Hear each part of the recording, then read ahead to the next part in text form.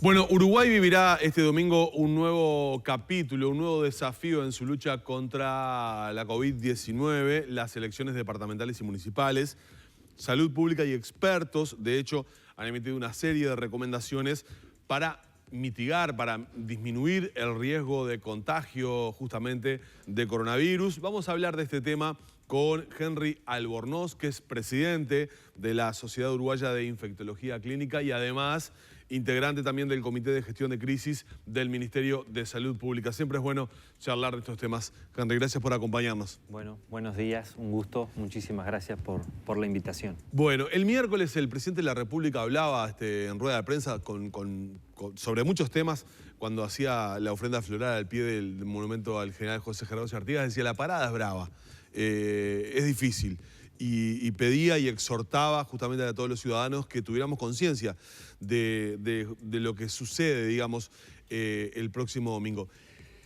¿Cómo están viendo ustedes el tema de la llegada de mucha gente que va a venir de focos grandes, ¿no? De Buenos Aires, de Argentina particularmente, pero Buenos Aires particularmente, y sobre todo de Brasil, donde, bueno, está muy complicada la situación también.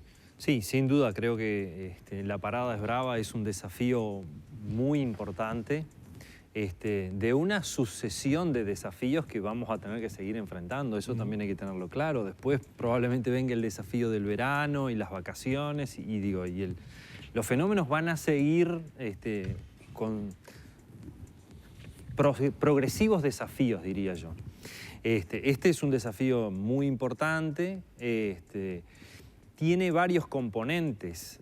Uno de los componentes, obviamente, es la llegada de personas del exterior, algunos transfronterizos muy cercanos, digamos, desde las fronteras secas, pero otros transfronterizos desde Argentina.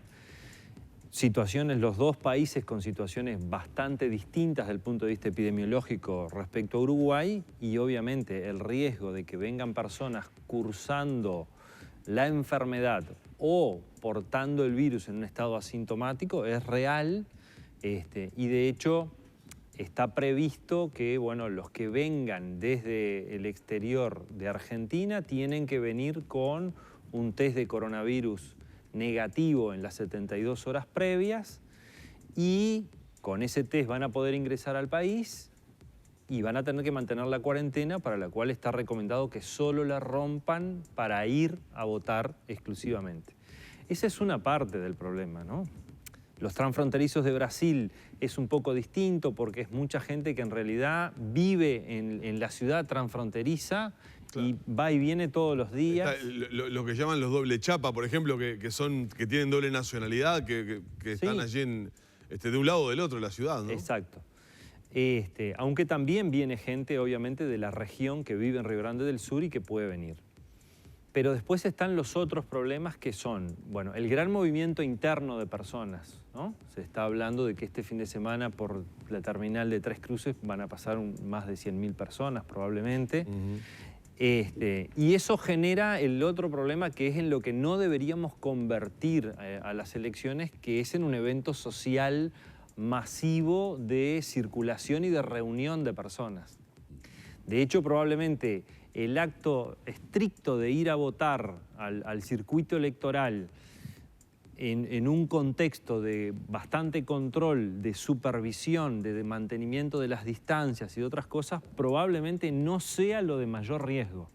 El mero hecho de ir al circuito a votar, sino el gran riesgo, me parece a mí fundamentalmente, está dado por la eventualidad de los eventos sociales o de ese contacto social que ocurre frecuentemente alrededor de estos fenómenos, ¿no? Ahora, hablamos ya de una sumatoria de cosas, ¿no? Es decir, es un evento, el de las elecciones, que genera todas situaciones de mayor riesgo. Es decir, inclusive hasta dentro de la propia ciudad de Montevideo sabemos, porque nos pasa, creo que a la gran mayoría de los montevideanos, que seguimos teniendo la credencial en el barrio en el que en el momento nos agarraron los 18 años y allá vamos a ese barrio y también estamos trasladándonos. Es decir que esa circulación realmente va a ser muy, pero muy importante, sumado a todo lo que usted muy bien acaba de detallar, ¿no? Lo que estamos viviendo, además, no quiero exagerarlo y ser alarmista, pero lo informamos todos los días, los casos que generalmente nos vienen desde Brasil y Argentina demuestran que las situaciones de nuestros dos vecinos son realmente de una circulación del virus muy importante. A ver, no terminamos de dar hace una semana atrás la noticia por Copa Libertadores que jueces que habían salido con supuestamente resultado negativo en su test, encapsulados, terminan dando positivo y tuvieron que cambiar hasta los jueces del partido de Nacional a último momento. Es decir, que eso a uno lo hace mirar las situaciones de nuestros vecinos como muy preocupantes. Y usted dijo recién, la elección es uno de tantos desafíos que tenemos por delante. Esto no se agota en el domingo, que veremos en una semana o 10 días las consecuencias, sino que va a continuar con los fines de semana, como por ejemplo el del 12 de octubre, creo que es que los argentinos vienen y allí tenemos como un termómetro de qué va a pasar en la temporada y cuando queramos acordar tenemos que estar decidiendo lo de la temporada. ¿Cuándo se termina esto? Es decir, ¿cuándo podemos empezar a respirar un poco más tranquilos? Porque lo que uno ve o prevé para adelante es mucha alerta, mucha conciencia social y mantener estrictamente todos los protocolos sanitarios. Sí, es muy difícil, digamos, arriesgar con un grado de confianza alta cuánto tiempo se va a mantener esta situación. No es previsible que esta circulación viral se agote mágicamente en poco tiempo. Es probable que tengamos circulación de este virus por 1 o 2 años más, eso es probable que así sea. Y bueno, habrá que ver qué posibilidades hay de que desarrollos tecnológicos y científicos como la vacuna eventualmente puedan acortar este tiempo de circulación del virus. Pero no, por lo menos no va a ser de acá a fin de año ni de acá a los próximos meses. Exacto. O sea que lo esperable es que la circulación del virus siga ocurriendo en olas de circulación. Europa ahora está viviendo la segunda ola, ustedes lo decían fuera de cámara, Madrid... Sí, Madrid Sanidad le acaba de ordenar a Madrid que cierre la ciudad. Madrid cierra la ciudad de vuelta. Y bueno, y situaciones similares están pasando en otros países en Europa. O sea que nuevas circulaciones, en olas de circulación, es previsible que ocurran. Entonces, lo que tenemos que hacer es no bajar la guardia. ¿Y ustedes observan que hay una baja de guardia? Bueno, yo creo que lo que hay es, y todo nos pasa, un cierto acostumbramiento a las medidas que vamos haciendo. Algunas que las incorporamos automáticamente en nuestro quehacer diario, y de hecho a uno le pasa que circulás en un lugar y estás sin la mascarilla y te sentís que te falta algo, ¿no? De hecho, yo ahora estoy acá y en realidad, sí. Exacto, entré, venía con la mascarilla, cuando llegás te la sacás para la entrevista y te quedás medio... y eso nos empieza a pasar, o sea, eso es porque incorporamos a nuestra rutina el uso de la mascarilla.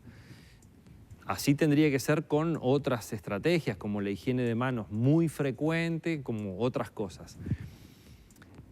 Ese acostumbramiento y esa incorporación de esas rutinas son buenas, pero también después de cierto tiempo se agotan, porque, y sobre todo en una situación de relativa estabilidad como la que vive Uruguay respecto a la circulación del virus, empieza también un desgaste de las estrategias. Le voy a poner un ejemplo bien claro. De acuerdo a los plazos que usted está manejando, que evidentemente son los que nos dicen a nivel internacional todos, que realmente aquella proyección que en algún momento hicimos, tomando septiembre como un mes mágico en el que muchos no estábamos convencidos de que fuera así, nos va a depositar en pocas semanas más, en nuestras fiestas tradicionales. Y si tuvimos precauciones y si tuvimos preocupación por una noche de la nostalgia, te voglio dire 24 a la noche, 31, es decir, realmente me imagino una nueva campaña muy fuerte, las autoridades hablando de que fiestas no. ¿Y cómo hacemos? Cuando además normalmente uno se relaja hasta por la llegada de la licencia. ¿Cómo hacemos ahí? Y bueno, habrá que seguir con estas estrategias de promoción, de educación, de campañas. Y bueno, y todos tenemos que entender que en realidad, bueno, por algunos años probablemente el mundo cambió en lo que tiene que ver a estas cosas. Y bueno. Habrá que tomar las medidas sí o sí. Y sí. Yendo al domingo concretamente y al televidente que nos está mirando, ¿qué recomendaciones se le dan justamente para el momento de concurrir al acto eleccionario? Es decir, se sacó de hecho un protocolo, hay un protocolo establecido para lo que va a ser la votación el domingo. ¿Qué le podemos recomendar al televidente que va a votar? Bueno, lo primero y más importante es que las personas que estén cursando síntomas no vayan a votar, ¿no? Fundamentalmente síntomas respiratorios, cuadros febriles, otras cosas que puedan ser una infección respiratoria, dentro de las cuales, bueno, COVID-19 es una de las posibilidades, u otros síntomas generales de infección, símil cuadro gripal, no deberían ir a concurrir porque es ir a un lugar donde vas a exponer a otras personas y a pesar del uso de mascarilla y de otras cosas, las personas con síntomas no deberían concurrir a votar. Para eso obviamente está establecido, hay el médico que lo ve, certifica y la persona después hace un trámite y eso no tiene que pagar la multa, digamos, eso está reglamentado a nivel del sistema electoral. Y después, para los que van a ir a votar, bueno, las recomendaciones son la del distanciamiento, mantener la distancia en las filas, si hay que esperar, el uso obligatorio de la mascarilla desde prácticamente salir del domicilio, si uno va a utilizar un medio de transporte público y va a compartir ese transporte con otras personas. Fundamentalmente, bueno, en el interior, pero también hay una política muchas veces de traslado de las personas a votar. Es preferible que ese traslado sea en forma individual y no en sistemas colectivos. Y si va a ser en sistema colectivo, que las personas usen la mascarilla, que mantengan la distancia, que se hagan la higiene de manos antes de subir esos vehículos, como deberíamos hacer en la vida habitualmente, ¿no? Para cualquier transporte público. Lo mismo después, y bueno, y al llegar al circuito electoral, lo que decíamos, mantener las distancias, evitar los saludos afectivos, a lo que hacía referencia Humberto, que frecuentemente te encontrás en el circuito electoral con gente que hace mucho tiempo que no ves. Con tu generación, por ejemplo, habitualmente, ¿no? Sí.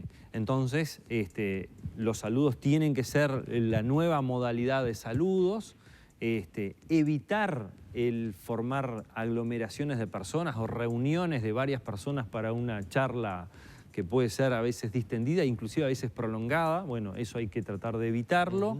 O sea, hay que ir a hacer el acto electoral cívico de votar, cumpliendo los protocolos. Está bastante bien establecido cuál va a ser el funcionamiento de los circuitos, las medidas de higiene, las medidas de distanciamiento. Un nuevo actor que va a ser el facilitador justamente para que esto se desarrolle con la mayor seguridad posible y terminado el acto de votar, yo diría volver al domicilio, mantener los contactos con las personas que tenemos habitualmente contacto, con las más cercanas, porque eso justamente es lo que evita que tengamos eventuales dispersiones hacia personas con las cuales no tenemos contacto habitualmente. Doctor, tenemos innumerables preguntas de televidentes, pero por ejemplo una que dice, si tengo que tiene recetado un hisopado para hacerse el sábado, teóricamente no debería concurrir a votar si el hisopado lo tiene el sábado, salvo que tuviera el resultado ya el domingo y fuera negativo. Claro, esa persona debe ser una persona que está en cuarentena o en estudio por algún evento de exposición y le toca la fecha del hisopado probablemente el sábado porque cumple el periodo que nosotros habitualmente esperamos. O sea, esa persona está en cuarentena hasta el sábado se va a hacer el hisopado. Si el hisopado es positivo, obviamente no va a votar.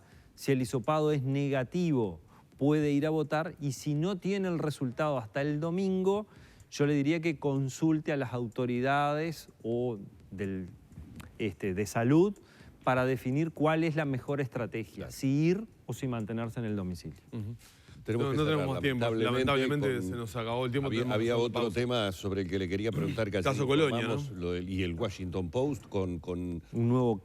Sí. con esta situación de que el coronavirus podría haberse transformado en mucho más contagioso, mutando, y además podría ser inmune a una posible vacuna, que fue una noticia de ayer. Pero se nos ha terminado el tiempo, doctor, ha sido más que amable. Bueno, muchas gracias. Tenemos buenas excusas para invitarlo otra vez. Sí, no, además ya nos anticipó que tenemos para largo. Para 1 o 2 años. Hemos Gracias, estado dialogando en la mañana de Arriba Gente con el presidente de la Sociedad Uruguaya de Infectología, el doctor Henry Albornoz.